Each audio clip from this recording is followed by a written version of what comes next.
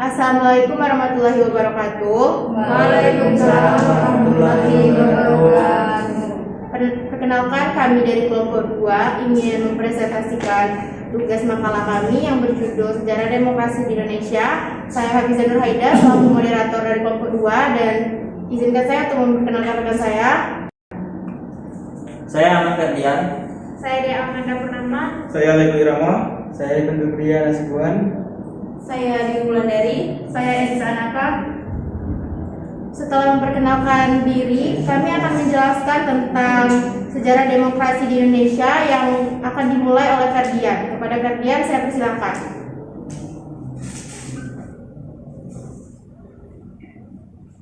Periode 1945 sampai 1959, demokrasi liberal atau demokrasi parlementer. Demokrasi pada saat ini lebih dikenal dengan demokrasi parlementer atau sering dikenal dengan demokrasi liberal.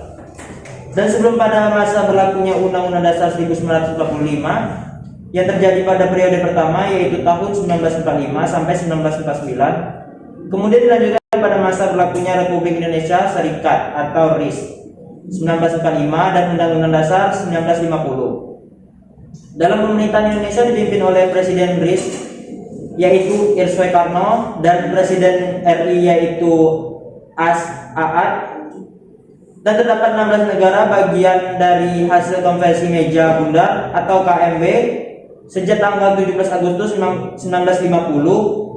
Konstitusi RIS diganti oleh Undang-Undang Dasar 1950. Bentuk negara serikat berubah menjadi negara kesatuan. Sistem demokrasi liberal yang sebenarnya dimulai pada RI di bawah Undang-Undang Dasar 1950. Akibatnya jatuh bangunan kabinet menjadi pemandangan yang lazim. Menurut Jazim Hamidi dan Mustafa Lutfi mengatakan bahwa pada saat itu implementasinya sistem parlementer tidak sejalan dengan Undang-Undang Dasar 1945. Sebab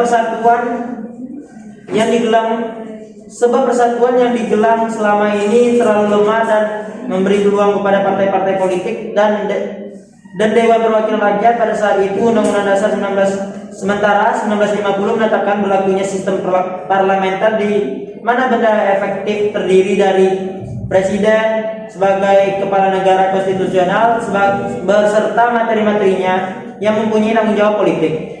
Sejalan dengan pendapat Azyumardi Azra, menurut Sri Janti berpendapat bahwa pada saat itu pula negara demokrasi dengan sistem pemerintahan parlementer kedudukannya di bawah DPR dan keberadaannya sangat tergantung pada dukungan DPR. Maka timbulnya banyak pendapat yang mendasar di antara partai politik sangat besar. Selanjutnya akan dijelaskan oleh Dea. Pada hal tersebut, Presiden sebagai kepala negara dan kepala pemerintahan tidak mau bertindak sebagai Presiden membubuhi capnya belaka, dan tentara yang lahir pada masa revolusi merasa bertanggung jawab untuk menyelesaikan persoalan-persoalan yang dihadapi oleh masyarakat Indonesia. Pada umumnya, persyaratan seiringnya kabinet silih berganti tersebut meninggalkan ketidakpuasan di kalangan politisi. Demikian pula pemerintahan yang tersentralisasi di jawabannya menimbulkan kecemburuan sosial dan ketidaksepahaman.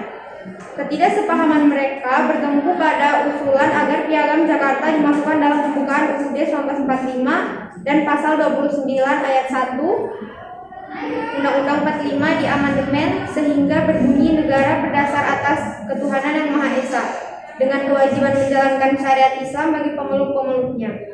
Kecurigaan bahwa Indonesia akan menjadi negara Islam menjadi konstituan gagal mengambil keputusan atas rencana undang-undang baru. Maka pada saat itu Ir Soekarno didesa untuk mengeluarkan dekret Presiden 5 Juli 1945, dan pada saat dikeluarkannya dekret tersebut perubahan sistem pemerintahan parlementer menjadi pemerintahan demokrasi terpimpin. 2. Periode 1959 sampai 1945 demokrasi terpimpin. Terdapat ciri-ciri demokrasi menurut Ir Soekarno.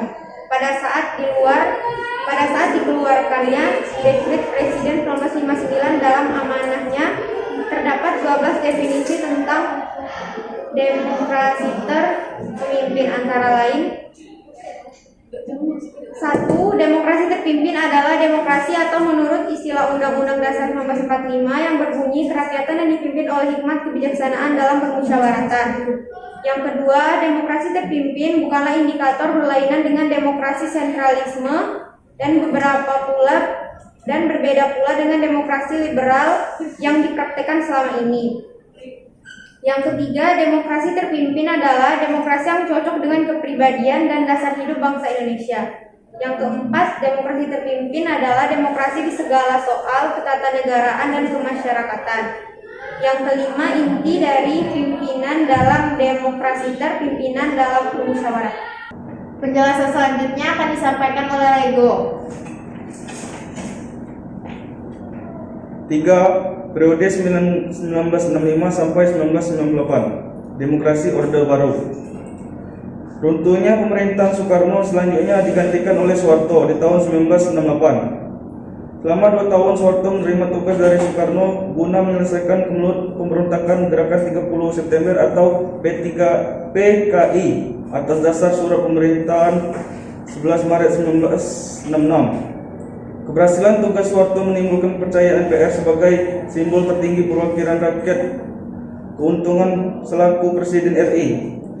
Pada awalnya, pemerintahan Orde Baru di bawah Presiden Soeharto mengedepankan globalisme dalam penyelenggaraan demokrasi.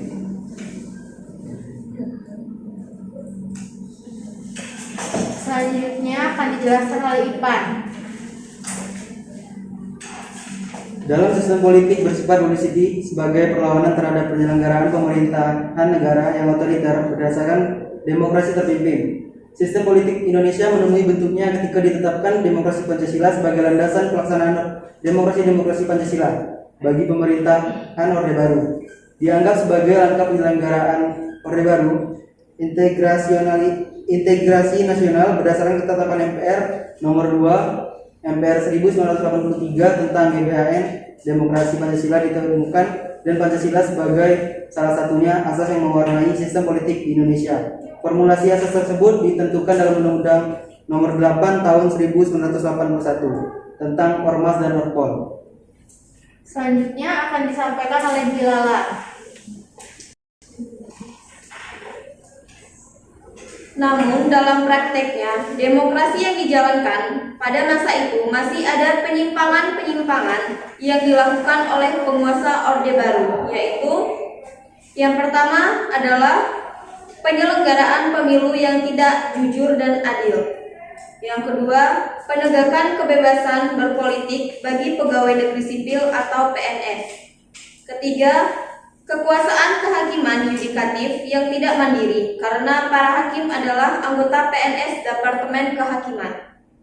Keempat, kurangnya jaminan kebebasan pengungkapan pendapat.